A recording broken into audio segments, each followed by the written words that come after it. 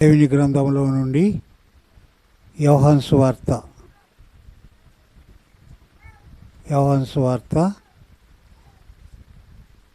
10వ అధ్యాయం 38 చదవండి, 38, 39.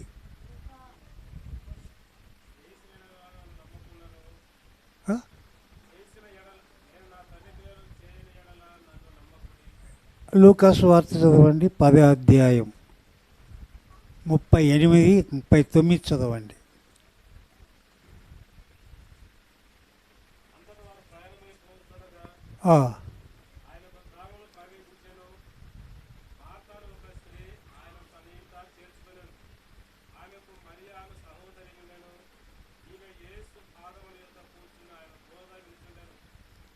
చాలు, ప్రార్థన చేస్తాం. ప్రేమగల ప్రభువా, మీరే మా అందరితో మాట్లాడండి. మీరు మాట్లాడితే లాభము, నేను మాట్లాడితే ఒక్కటి కూడా లాభం లేదు. మీ పిల్లలమైన మాకు మీరు తగిన సందేశాన్ని వినిపించి మీరు మహిమ పొందమని యేసు నామములో అడిగి వేడుకుంటున్నాము తండ్రి, ఆమెన్. మనము మంగళవారము ఎవరు రాలేదు కదా, మంగళవారము మరి శుక్రవారము పాదములు అనే మాటను చదువుకుంటున్నాం. పాదములు ఇలాగా ధ్యానం చేసుకున్నాం. ఎవరు రాలేదు కనుక అందరిలో మళ్ళీ ఈ మాటలు చెప్పాలని ఇష్టపడ్డాను.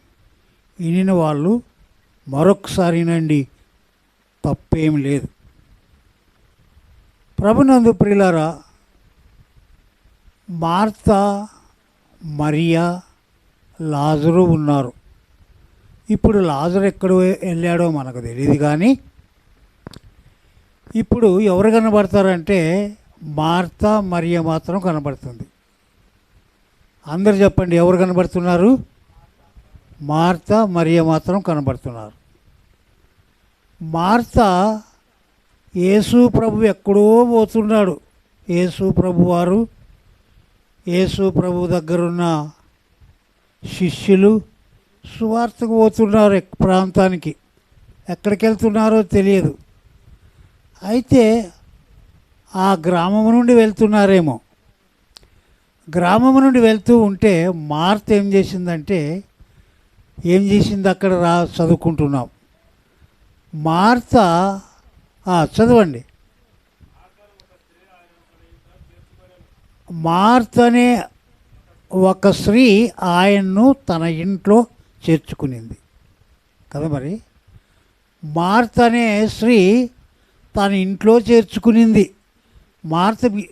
మార్త ఏం చేసిందంటే పిలుచుకొని వెళ్ళింది. పిలుచుకొని వెళ్తే మరి అక్కడ మరియ గుడి ఉంది. మరి ఏమేం చేసింది అక్కడ రాయబడింది కదా, చదవండి. ఆమెకు మరి అనే ఒక సహోదరుండినో, ఈమె యేసు యొక్క పాదముల యొద్ద కూర్చుండి ఆయన బోధ వింటుంది. యేసు పాదముల దగ్గర కూర్చొని ఏమింటుంది చెప్పండి, అందరు చెప్పండి. ఆయన బోధ అంటే యేసు ప్రభు చెప్పే మాటలు వింటుంది. యేసు ప్రభు చెప్పే మాటలు వింటుంది. చూడండి, ఇంట్లో చేర్చుకునింది ఆమె కదా. ఇంట్లో చేర్చుకుంటే మరి మార్త బయటికి వెళ్ళింది పనులు చేయడానికి. మనకంతా తెలిసిన సంగతే. మరియ మాత్రం ఏం చేసిందంటే యేసు పాదముల దగ్గర కూర్చునింది. కూర్చొని ఊరికనే ఉండట్లేదు కదా. ఏం చేస్తుంది? ఆయన బోధ వినుచుండెను. ఎవరి బోధ? యేసు ప్రభు వారి బోధ వింటూ ఉంది.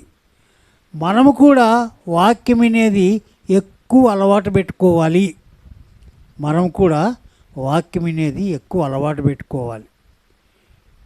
వాక్యం వినేది ఎక్కువ అలవాటు పెట్టుకుంటే వినుట వలన ఏమొస్తుంది? విశ్వాసం వస్తుంది కదా. మరి వినుట వల్ల ఏమొస్తుంది? అది వేరే వేరే మాటలు కాదు. ఎవరి మాట వినుట వలన విశ్వాసం వస్తుంది? క్రీస్తు మాట వినుట వలన కదా మరి విశ్వాసం కలుగుతుంది. మనం క్రీస్తు మాటకు స్థలం ఇవ్వము. వేరే వేరే సంగతులు ఎంతసేపైనా మాట్లాడతాం. దేవుని మాట, దేవుని పనుల మాట, దేవుని సంగతి మాట ఒక్కటి కూడా ఇంక నోరెత్తము కదా. మరి ఇంకా మాటలు ఎత్తిందంటే వేరే మాటలు ఇంకా మాటలు సాలవు. ఇంకా అలాగే మాట్లాడుతూ ఉంటాం. దేవుని మాటలు మాట్లాడితే ఇట్లా చెవు పెట్టినంత పెట్టి వాళ్ళ సరేలే దేవుని మాటలు మాట్లాడతారని తప్పించుకొని పోతారు కదా. మరి ఎక్కడ పోతారు? తప్పించుకొని పోతారు. కాబట్టి మరి అలాగ చేయలేదు. ఏం చేయలేదు? మరి అలాగ చేయలేదు. మార్త విస్తారమైన పనులు పెట్టుకునింది. విస్తారం నిజమే కదా. ఇంట్లో చేర్చుకున్న ఆయమ ఏం చేయాలి? విస్తారమైన పని పెట్టుకుంది. న్యాయం అది. ఎందుకు? 13 మందికి భోజనం పెట్టాలి. ఏం పెట్టాలి? ఎవరు 13 మంది? యేసు ప్రభువారు 1, వాళ్ళు 12 శిష్యులు.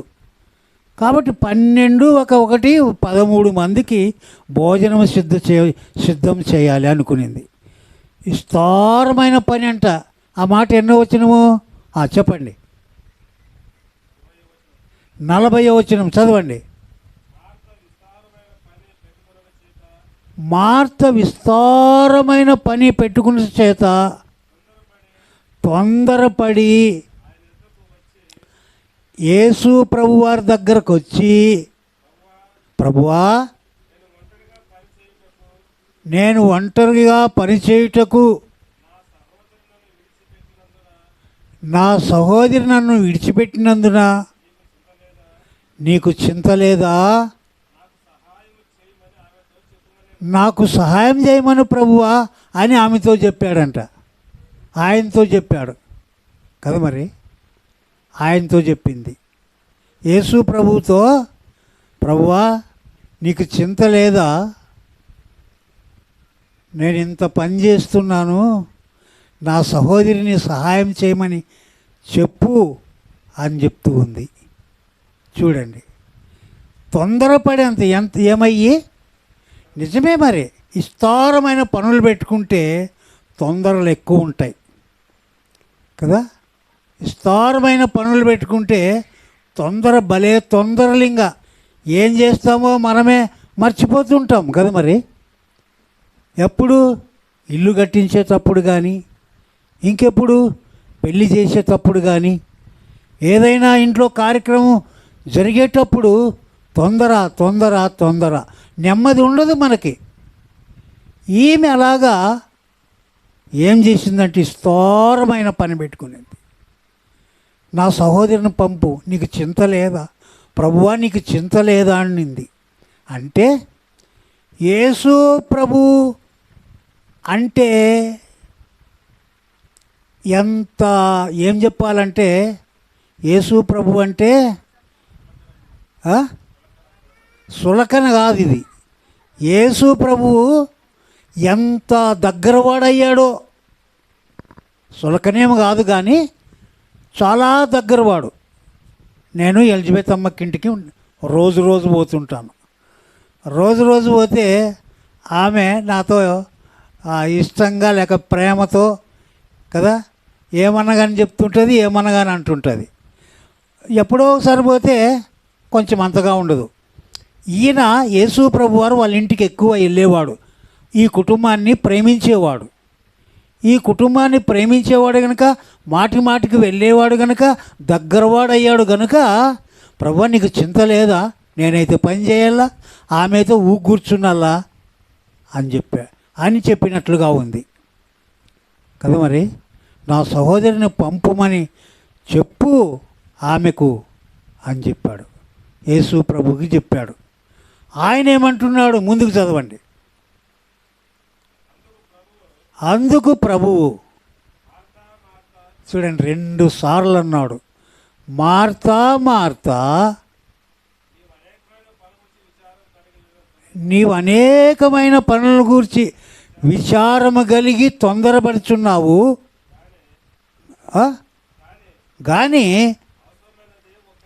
అవసరమైనది ఒక్కటే. చదవండి. మరియ ఉత్తమైన దాన్ని ఏర్పరచుకునేను, అది ఆమె దగ్గర నుండి తీసివేయబడదని ఆమెతో చెప్పాడు. తొందర ఎందుకు పడుతున్నావు? మార్తా మార్తా బాధపడుతున్నాడు యేసయ్య. ముందు నీవు వాక్యం వినాలి, కానీ నువ్వేం చేసావంటే విస్తారమైన పనులు పెట్టుకున్నావమ్మా అని మార్తా మార్తా అన్నాడు. ప్రేమతో అన్నాడు ఆయన కూడా, బాధపడుతూ. ఈమెకి ఇంకా వాక్యం వినేది అలవాటు లేదే అనుకునింది. ఆమె ఉత్తమైన దాన్ని ఏరుకునింది. ఇది ఆమె దగ్గర నుండి ఎన్నడూ తీసివేయబడదు. ఏం తీసివేయబడదు చెప్పండి? వాక్యం వినేది తీసివేయబడదు. యేసు పాదముల దగ్గర కూర్చునేది తీసివేయబడదు. మార్తను గురించి ఒక్కసారి చిన్నగా ఆలోచన చేద్దాం. మార్త ఎవరి కోసం చేస్తుంది చెప్పండి? యేసు ప్రభువు కోసం, శిష్యుల కోసం చేస్తుంది. ఎవరి కోసం కష్టపడుతుంది? యేసు ప్రభు కొరకు, శిష్యుల కొరకు కష్టపడుతుంది. మార్త ఎవరి కొరకు విస్తారమైన పని పెట్టుకునింది? శిష్యుల కొరకే. యేసు ప్రభు కొరకు వరకు భోజనం పెట్టాలి కదా, టైం అవుతుంది. అన్నీ పనులు పెట్టుకునిందల్లా వాళ్ళ కోసమే. ఆమె తొందరపడేది కూడా ఎవరి కోసం చెప్పండి? వాళ్ళ కోసమే. వాళ్ళ కోసమే. యేసు ప్రభు కొరకు, శిష్యుల కోసం. అంటే మార్త అన్ని పనులన్నీ కట్టబెట్టు కూర్చొనింది, తొందరపడుతుంది. ఎన్ని సామాన్లు ఉన్నాయో తెలియదు కదా మరి. మళ్ళీ ఇంకా వాళ్ళంట ఎంతమంది వచ్చారో భోజనానికి, శిష్యులంట, యేసు ప్రభువారంట ఎంతమంది వచ్చారు. ఆమె తొందరపడి మార్తా ప్రభువా నీకు చింత లేదా అంటే, ఆయన ఏమంటున్నట్టు, మార్తా మార్తా నీ విస్తారమైన పనులు పెట్టుకున్న చేత నీవు తొందరపడుతున్నావు. మరియా ఉత్తమైన దాన్ని ఏర్పరచుకునేను, అది ఆమె దగ్గర నుండి ఎన్నడూ తీసివేయబడదు. మనము కూడా ఇంకా సేవకులు వచ్చారంటే, వాళ్ళు వచ్చారంటే, వీళ్ళు వచ్చారంటే పనులు పెట్టుకొని వాక్యమే అనుకుని ఉంటాం కదా. వాక్యం వినము, వాక్యము వినం. ఏం చేస్తాం మరి? బయట తిరుగులాడుతుంటాం. కుటుంబ ప్రార్థన పెడతారు కదా, కుటుంబ ప్రార్థన పెడితే పాస్టర్ వచ్చి కూర్చుని ఉంటాడు. పాస్టర్ వచ్చి కూర్చుంటే ఎక్కడ పోతుంటారు? బయటికి. అప్పుడు ఎవరిని పిల్లనికా? ఎవరిని పిల్లనిక చెప్పండి? నోరు లేవా? ఎవరిని పిల్లడానికి పోతుంటారు? మనుషుల్ని, బంధువుల్ని, చెప్పమ్మా, బంధుమిత్రాదుల్ని పిలవడానికి అప్పుడు పోతుంటారు. మా ఎలిజబెత్ అమ్మ కట్టలే, నాకు భయం అవుతుంది, ఎప్పుడైనా పోతే గంటలు చేస్తుంది. కాబట్టి ప్రియులారా, అలాగ చేయకూడదు. అందరినీ ముందుగానే పిలుచుకొని అన్ని పనులు ముందుగానే చేసుకొని ఉండాలి. కానీ మార్త ఏం చేస్తుందంటే విస్తారమైన పని పెట్టుకునింది. సరేలే, ముందు వాక్యం విందాం అనుకోలేదు. అంటే ఈమెన్ని దేవుని కోసం చేస్తుంది, కానీ దేవుని మాటలు వినట చెప్పండి లేదు. నోరు తెరండి అయ్యి బాబు, ఇంత అనారోగ్యంగా ఉన్నా నేనే నోరు తెరుస్తాను, మీరు నోరు తెరండి. కాబట్టి ప్రియులారా, ఎంత పని జరుగుతుంది. విస్తారమైన ఖర్చు పెడుతుంది. ఎవరి కోసం చెప్పండి? వాళ్ళ కోసమే, యేసు ప్రభు శిష్యుల కోసం విస్తారమైన పని చేస్తుంది, డబ్బు ఖర్చు పెడుతుంది, మంచి మంచి వంటలు చేయాలనుకుంది, యేసు ప్రభు చేత మెప్పు పొందాలనుకుంది, మంచి భోజనం పెట్టాలనుకుంది. కూడికి ఏర్పాటు చేసింది ఎవరు చెప్పండి? మార్తమ్మే. మరి కూడికి ఏర్పాటు చేసింది మార్తమ్మ అయితే కూడికలో కూర్చోలేదు. చూడండి, మనం కూడా ఇట్లే కదా, మనది కూడా ఇంతే సంగతే. ఎక్కడెక్కడో తిరుగుతుంటాం. అంత అయిపోయినాక పాస్టర్ అడుగుతాడు, ఏమయ్యా ఇంటోళ్ళు వచ్చి వందనాలు చెప్పండి. లేడయ్యా, బయటకు వేడా కదా. మరి దేవుని వాక్యం వినే మనసు ఇప్పుడు ప్రజలకు లేదు. ఊకి గొప్పలు చెప్పుకొని గొప్పగా ఉందామని. దేవుని దగ్గర గొప్పలు సరిపోవు. ఎవరి దగ్గర? దేవుని దగ్గర. నువ్వు పెట్టిన ఖర్చంతా వేస్ట్ అయ్యా. మార్త పెట్టిన ఖర్చంతా వేస్టు. మార్త పని చేసిందంతా వేస్టు. మార్త భోజనం చేసిండొచ్చును, ఇంకా కొంచెం మిగిలిండొచ్చును, కానీ అన్నీ వేస్ట్ అయ్యాయి. ప్రభు మెచ్చుకోలేదు కదా. మరి ప్రభు మెచ్చుకున్నాడా? మెచ్చుకోలేదు. మార్త, నీవు అనేకమైన పనుల గురించి విచారపడుతున్నావు. మరియ ఉత్తమైన దాన్ని ఏర్పరచుకునింది. ఇది ఆమె దగ్గర నుండి ఎన్నడూ తీసివేయబడదు. మనం ఉత్తమైన దాన్ని ఏర్పరచుకుంటామా లేదా చెప్పండి? కూడికి పెట్టిందంటే ఆ స్నేహితులు వచ్చారా, ఈ స్నేహితులు వచ్చారా, ఆ అమ్మ వచ్చిందా, ఈ అమ్మ వచ్చిందా, వాళ్ళని ఎత్తుకుతుంటాం ఇంకా కదా. మరి ఏ ఫంక్షన్ అన్నా కానీ, ఏ కూడికన్నా కానీ వాళ్ళ మీద ఉంటుంది. కానీ దైవజనులు వచ్చారు, దేవుని వాక్యం విందాము అనేది లేదు. ఇంకా ఇతరులు ఎన్నని ఆశపడతాం, కానీ మనం విందామని ఆశపడం.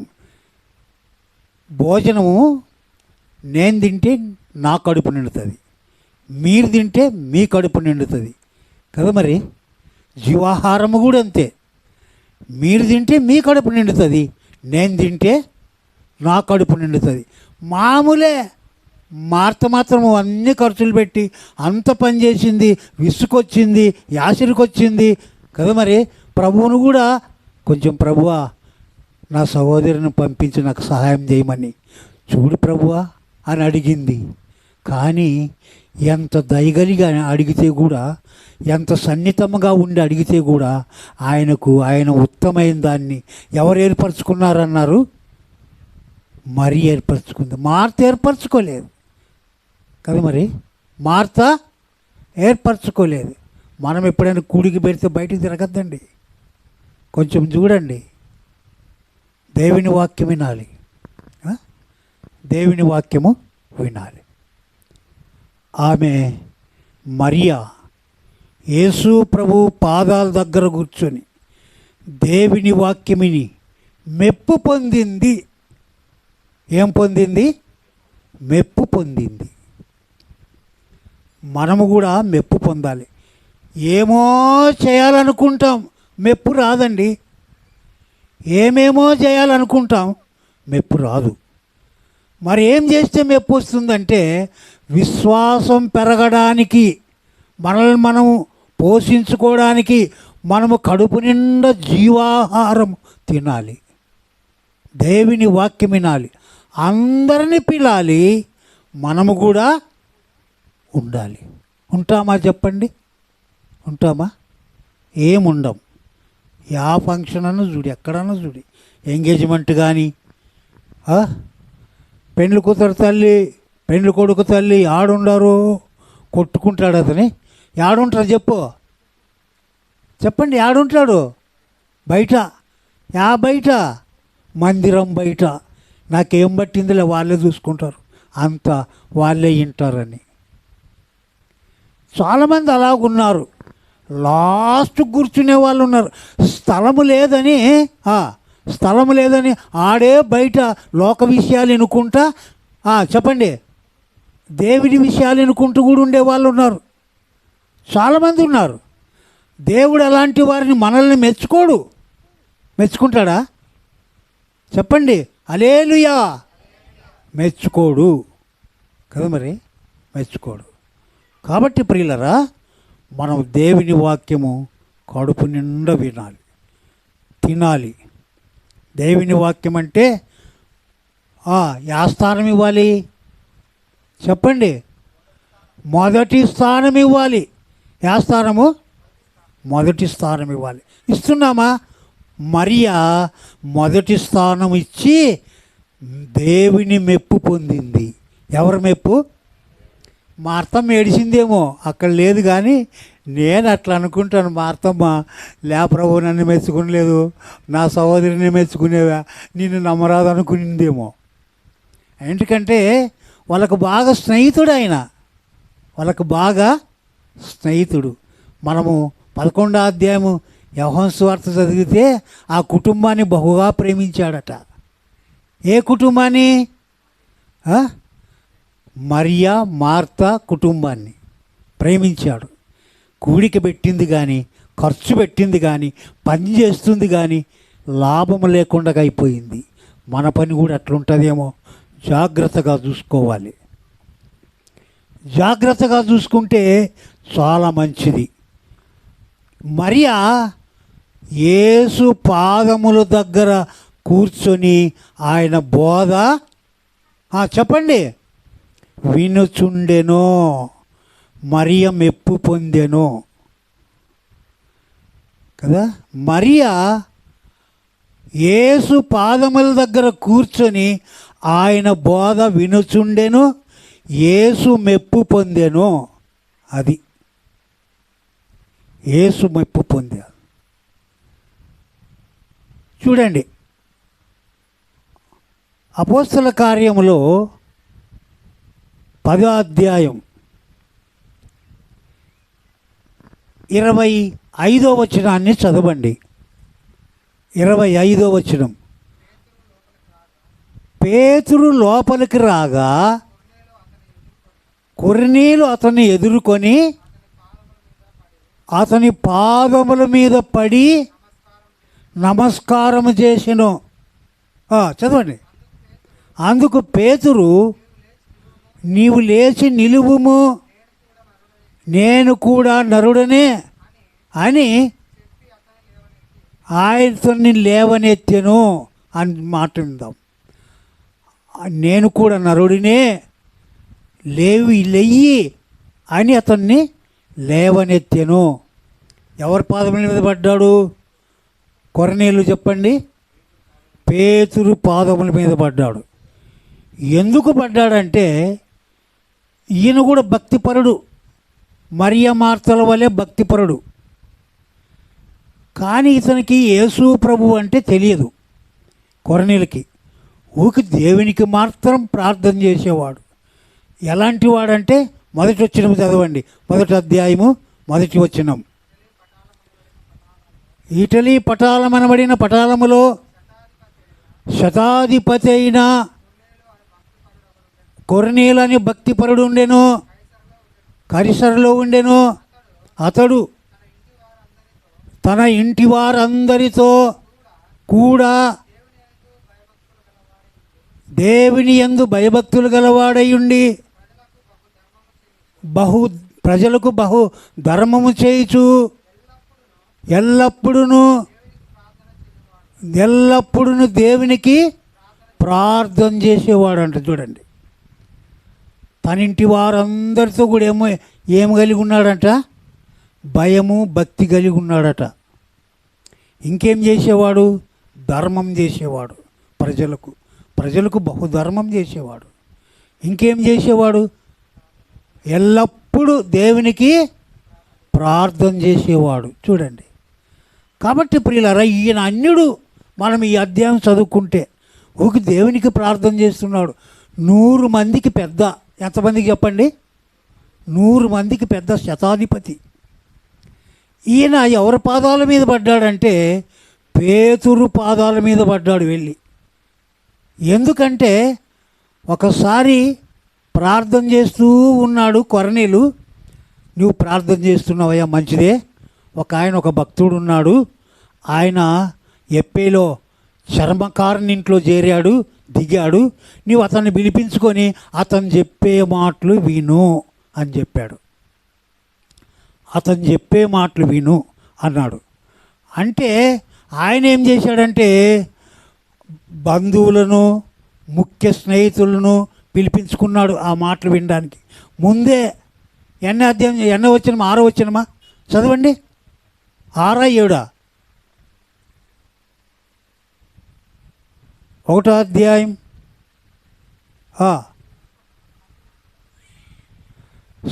ముఖ్య స్నేహితులను, బంధువులను పిలిపించుకున్నాడు అనే మాట ఉంటుంది చూడు. ఎంత? 24 అంట. చదవండి. మరనాడు వారు కైసరులో ప్రవేశించిరి. అప్పుడు కొర్నేలి తన బంధువులను, ముఖ్య స్నేహితులను పిలిపించి ఎవరి కొరకు? పేతురు కొరకు కనిపెట్టుకొని ఉన్నాడంట. ఎలాగ చెప్పండి? ముఖ్య స్నేహితులను, బంధువులను పిలిపించుకొని వారి కొరకు కనిపెట్టుకొని ఉండారంట. చూడండి, ఎప్పుడొస్తారని. మనము కూటం పెడతాం, ప్రార్థన పెడతాం, కుటుంబ ప్రార్థన పెడతాం, ఎంగేజ్మెంట్ పెడతాం, పెళ్ళి పెడతాం, అన్నీ పెడతాం. ఆడుంటామో తెలియదు, ఇంకా పిలిచే దాంట్లో ఉంటాం కదా. మరి ఇంకా పిలిచే దాంట్లో ఉంటాం. కుటుంబ ప్రార్థన చిన్నది పెట్టని, అంత నిర్లక్ష్యం. మనకు లక్ష్యం లేదు. ఈయన ఎలాగున్నాడంటే అందరినీ కనిపెట్టుకొని ఉండి కదా, అందరినీ కనిపెట్టుకొని ఉండి ఎదురు చూస్తూ ఉండి పేతురు వచ్చేదే అతను పాదముల మీద పడ్డాడు కదా. మరి అతను పాదముల మీద పడితే నువ్వు అలాగ చెయ్యొద్దయ్యా, నేను కూడా నరుడినే అని అతన్ని లేవనెత్తాడు అని మనం చదువుకుంటాం. కాబట్టి ప్రియులారా, మనం ఇలాగుండాలి. అంటే ఆయన పాదముల మీద పడ్డాడు. ఆయనకు ఎంత ప్రేమ. సేవకులంటే, భక్తులంటే, దేవుని పిల్లలంటే ఈనాడు గౌరవిస్తారా చెప్పండి? ఎవరు గౌరవించరు దేవుని సేవకులు. వాడు మన ఇంట దగ్గర తిరిగే వాళ్ళు అటు ఇటు పోతూ ఉంటాడు. ఎన్నిసార్లు మనం చూస్తాం. వాళ్ళ ఇంటికి వస్తే కూడా ఎవరన్నా కానీ లేడని చెప్పు, తర్వాత రమ్మను, ఇంకేమేమో అంటాం కదా. మరి ఏమేమో అంటాం. ఇప్పుడు టైం లేదు అంటాం. ఏసన్నగారని ఒక ఆయమ్మ అనిందంట, అన్నా ఇప్పుడు వస్తేవన్నా, మరి రేపు రాన్న చూద్దాములు ఈ సామాన్లు అయిపోని అనిందంట. ఏమైపోని? సామాన్లు అయిపోని అని చెప్పిందంట. అట్లా మనము కదా, మరి అట్లా ఉంటాం, మనం అలాగుంటాం. కాబట్టి ఇప్పుడు ఈ కొరనీలు గారు అలాగ లేదు, అందరినీ పిలిపించుకున్నాడు. దేవుని మాటలు ధారాళంగా విన్నాడు. పాదముల మీద పడి లేచి ముఖ్య స్నేహితులు, బంధువులు అందరూ విన్నారు.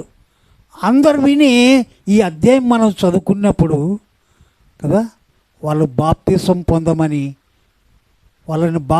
పొందమని ఆజ్ఞాపించాడు పేతురు గారు. వాళ్ళందరూ బాప్తీసం పొందినట్లుగా మనం చూస్తున్నాం కదా.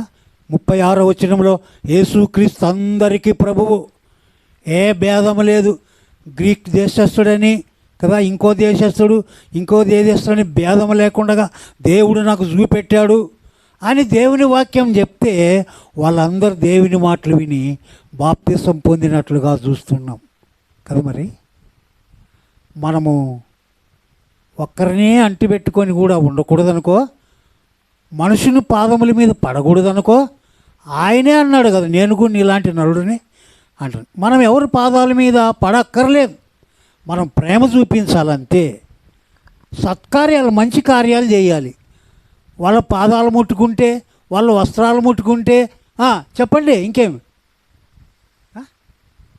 వాళ్ళ పాదాలు ముట్టుకుంటే దీవెనలు వస్తాయి, వాళ్ళ వస్త్రాలు ముట్టుకుంటే దీవెనలు వస్తాయి, వాళ్ళకు మొక్కితే దీవెనలు వస్తాయి. అది తప్పు. దేవుని కంటే ఎక్కువగా ఎవరిని గౌరవించకూడదు. అలాగ కొరనీలు గారు అలా గౌరవించనికపోతే పేతురు గారు వద్దన్నారు. మనమైతే వద్దనము. నా పాదములు పడా, నాకు ఎంత హోదా ఉంది, ఇట్లుంది అని నవ్వుకుంటాం కదా. మరి నేనంటే ఏమనుకుంటువి అంటాం. దేవుని సేవకులకు తగ్గింపు గుణము ఉంటే చాలా మంచిది అన్నమాట. దేవుని సేవకురాండ్లకు, విశ్వాసులకు, ఎవరికైనా సరే తగ్గింపు జీవితం ఉండాలి. ఎందుకంటే మన ప్రభువే తగ్గించుకొని పాపమనే లోకానికి వచ్చాడు. పరిశుద్ధుడు, ఏ పాపం ఎరిగినవాడు మన కోసం పాపముగా చేయబడ్డాడు, మనము నీతిమంతులు కావాలని. కాబట్టి వారి పాపాలు ఒప్పుకొని పశ్చాత్తాపడి బాప్తిసం పొందినట్లుగా మనం చూస్తున్నాం. ఎన్నో వచనం ఆ మాట చదవండి. మర్చిపోయాను వచనం. బాప్తిసం పొందింది లాస్ట్కు ఉంటుందేం చూడండి.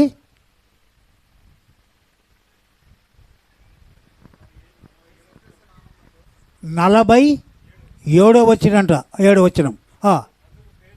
అందుకు పేతురు, మనువలే పరిశుద్ధాత్మను పొందిన వీరు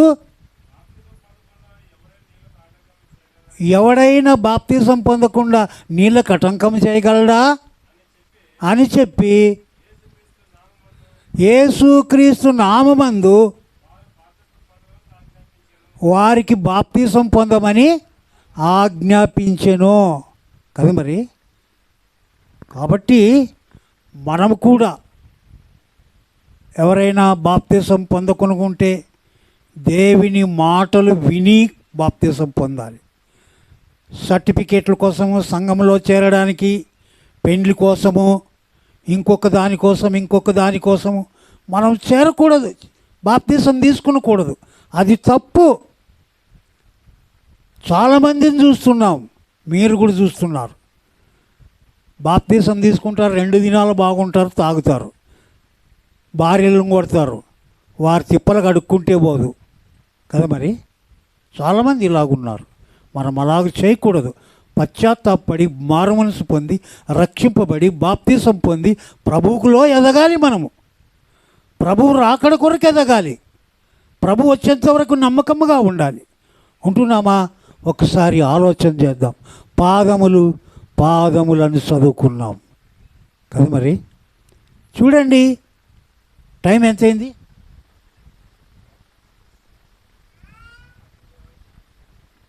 12:20. ఇంకొక మాట కొంచెము యేసు ప్రభు వారు ఒక ఆమెను మెచ్చుకున్నారు. ఆమె గురించి కూడా చదువుకుందాం. సరే, లూకాసు వార్త 7వ అధ్యాయం. లూకాసు వార్త 7వ అధ్యాయం 44, 45 చదవండి. 44, 45. ఆ స్త్రీ వైపు తిరిగి సీమోనుతో ఇట్లా, నేను ఈ స్త్రీని చూస్తున్నావే, నేను నీ ఇంటిలోనికి రాగా నా పాదములకు నీళ్ళు లేదు, కానీ ఈమె తన కన్నీళ్లతో నా పాదములను తడిపి తన తల వెంట్రుకలతో తుడిచెను. నన్ను నీవు ముద్దు పెట్టుకునలేదు, కానీ నేను లోపలికి వచ్చినప్పటి నుండి ఈమె నా పాదములు ముద్దు పెట్టుకునుట మానలేదు. చదవండి. నీవు నూనెతో నా తల అంటలేదు, కానీ ఈమె నా పాదములకు అత్తరు పూసెను కదా. మరి ఇంకట్లే చదువుకుంటే ఆమెను మెచ్చుకున్నట్లుగా చూస్తున్నాం. సమాధానం గల దానివై వెళ్ళుము, నీ పాపములు క్షమింపబడ్డవి అని చెప్తున్నాడు యేసు ప్రభువారు. యేసు ప్రభువారికి ఎంత మర్యాద ఇచ్చింది ఆమె. ఆయన భోజనానికి పిలిచాడు సీమోను గారు. ఈ సంగతులన్నీ అధ్యాయం చదువుకుంటే ఉన్నాయి. సీమోను గారు 12 మందిని 13 మందిని పిలిచాడు, ఇంకెంతమందిని పిలిచాడో మనకు తెలియదు. కానీ ఆమె పాదముల దగ్గర నిలవబడి ఆమె పాదాలు ఏం చేస్తుంది? కన్నీళ్ళతో తడుపుతుంటే, తల వెంట్రుకలతో తుడుస్తుంటే, పాదములను ముద్దు పెట్టుకుంటుంటే, ఆయన పాదములకు అత్తరు పూస్తూ ఉంటే ఆయన ఏమంటున్నాడంటే, అక్కడ హృదయములో అనుకుంటున్నాడు, ఈయన ప్రవక్త అయిన ఎడల ఈమె ఎట్టిదో ఆయనకు తెలుసు కదా, ఈమె పాపాత్మురాలే, ఆయన పాదములు ఎట్లా ముట్టనిస్తాడు అని అనుకున్నాడు హృదయంలో. ఎక్కడ అనుకున్నాడు చెప్పండి? హృదయంలో. మనం పాట పాడుకుంటాం కదా, హృదయం అన్నెడ్డు తలుపు నొద్ద యేసునాదుండో, హృదయం అన్నెడ్డు తలుపు నొద్ద యేసునాదుండు, నిలచి సదయుడగుచు తట్టుచుండు సకల విధములను, నిలచి సదయుడగుచు తట్టుచుండు సకల విధములను. ఎక్కడున్నాడంట ఆయన? హృదయమనే తలుపుల యొద్ద నిలచి ఉన్నాడు. రోజు రోజు తట్టుచున్నాడు అందరినీ. ఆయన అది మర్చిపోయాడు సిమోను గారు. ఆయన అన్నాడు, సిమోను, ఈమెను చూస్తున్నావే, నేను వచ్చినప్పటి నుండి నువ్వు చూస్తున్నావే, నీవైతే నా కాళ్ళకు నీళ్ళు ఇవ్వలేదు కదా. మరి ఆమె నా పాదములను తన కన్నీళ్లతో తడిపింది. ఎలాగ తడిపింది? తన కన్నీళ్లతో తడిపింది. కన్నీళ్ళతో తడపాలంటే ఎట్లా? కన్నీళ్ళు రావాలి కదా.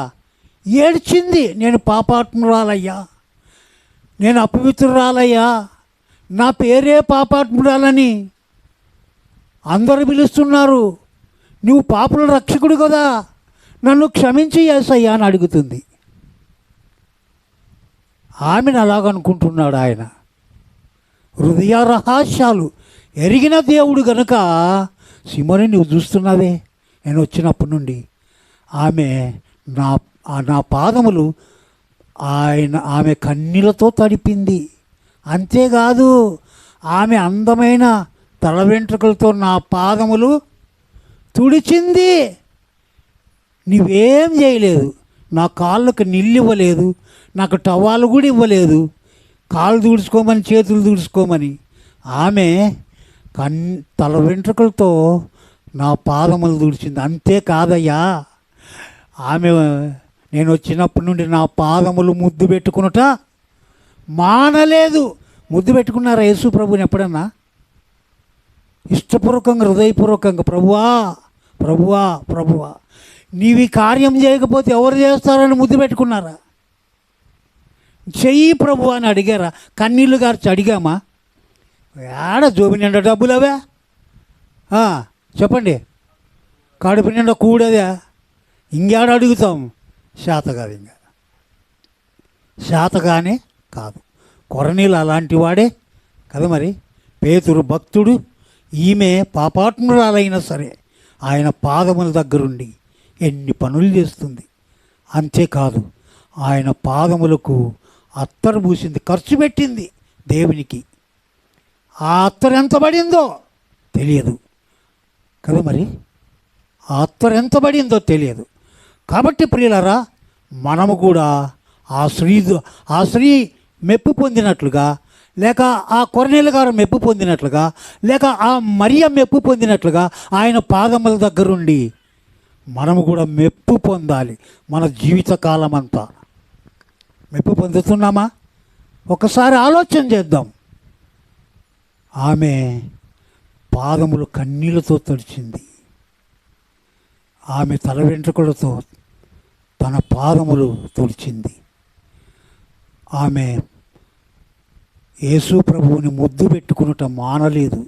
యేసు ప్రభు మన రక్షకుడు, మన దేవుడు, మన ప్రభువు, మన క్రీస్తు, మన రక్షకుడు, మన కొరకు ప్రాణం పెట్టిన ప్రాణనాథుడు, మన కొరకు మృతి పొందినవాడు, మన కొరకు మరణించినవాడు, మళ్ళీ తిరిగి లేచినవాడు, స్థలాలు సిద్ధపరిచి వెళ్ళినవాడు. ఆయన పాదములకు అత్తరు పూసింది, ఎంత ఖర్చు కూడా పెట్టింది. మన ప్రభు కొరకు ఏం చేస్తున్నాం? ఏం చేయం కదా. వాక్యం వినము, పాదముల దగ్గర కూర్చోము, ఖర్చు పెట్టము, ఏం చేయము. వస్తుంది పాదములు ముద్దు పెట్టుకున్నాము, ఏం చేయము. అంత వస్తుంది. ఇష్టపూర్వకంగా దేవుని సన్నిధిలో కూర్చోవాలి. వచ్చినప్పుడల్లా ఇష్టపూర్వకంగా కూడికల్లో కూర్చోవాలి. ఇష్టపూర్వకంగా ఏ కూడికన్నా కానీ, అది ఏ కూడికన్నా కానీ మనసు విప్పి, హృదయం విప్పి మనం దేవుని సన్నిధిలో కూర్చొని దేవుని దీవెనలు పొందాలి. మన కొరకు సిలువలో బయలైన యేసయ్య, మనల్ని రక్షించిన యేసయ్య, మన పాపములను కడిగిన యేసయ్య. నీ పాపములు కడిగాడా? ఇంకా కడగలేకపోతే ప్రభువుని క్షమాపణ అడుగు ఈరోజే. ప్రభువా క్షమించు, ప్రభువా క్షమించు, క్షమించు. భక్తులు నీ పాదముల దగ్గర పడి కూర్చొని నిలవబడి దీవెనలు పొందారు. నేను పొందుతాను, నన్ను క్షమించు ప్రభు అని అడిగి దీవెనలు పొందు ప్రభు దగ్గర. అలాంటి జీవితం దేవుడు నీకు దయచేయునుగాక. దేవుడి మాటలను దీవించునుగాక. ఆమెన్. ప్రార్థన చేసుకుందాం. అందరూ మోకరించండి. ప్రియ సోదరి సోదరుడా, ఏ మాట చేత నీతో మాట్లాడాడో అది నీకు తెలుసు. తీర్మానంలోనికి రా. ఇప్పుడైనా తీర్మానంలోనికి వచ్చి ఆయన వాక్యం వింటున్నావు కదా రోజు రోజు, ఆదివారం బలపడి స్థిరపడి బాప్తిసం పొంది ఆయన రాకడ కొరకు ఎదురు చూడు. ఇదే మిక్కిలి అనుకూల సమయం, ఇదే రక్షణ దినం. రేపు ఏమవుతామో తెలియదు గనుక ప్రభు వైపు చూద్దాం, ప్రభు వైపు చూద్దాం, ప్రభు వైపు చూద్దాం. చిన్న ప్రార్థన చేయి. ప్రభువా నన్ను క్షమించు ప్రభువా, నేను నీ వాక్యం వింటున్నాను కానీ హృదయపూర్వకంగా లేను, మనస్పూర్వకంగా లేను, ఇష్టపూర్వకంగా లేను. నన్ను క్షమించు నాయన. పెడచెవుని పెడుతున్నాను, వెనకం చేస్తున్నాను, ముందు రావటం లేదు. నన్ను క్షమించని ప్రభువుని అడుగు. ఆయన ఎంత వారినైనా, ఎంత ఘోరపాపినైనా క్షమించగలిగిన దేవుడు గనక నిన్ను క్షమిస్తాడు. ప్రేమగల తండ్రి, ఈ మాటలు బయట విన్నారు, లోపల విన్నారు. దీవించు, ఆశీర్వదించు. మీకు అంకితమై మీ రాకడ కొరకు ఎదురు చూసేవారిగా ఉండటానికి మీ కృపా సహాయము దయచేయమని, విన్నవారందరినీ దీవించమని యేసు నామములో అడుగుచున్నాము తండ్రి. ఆమెన్.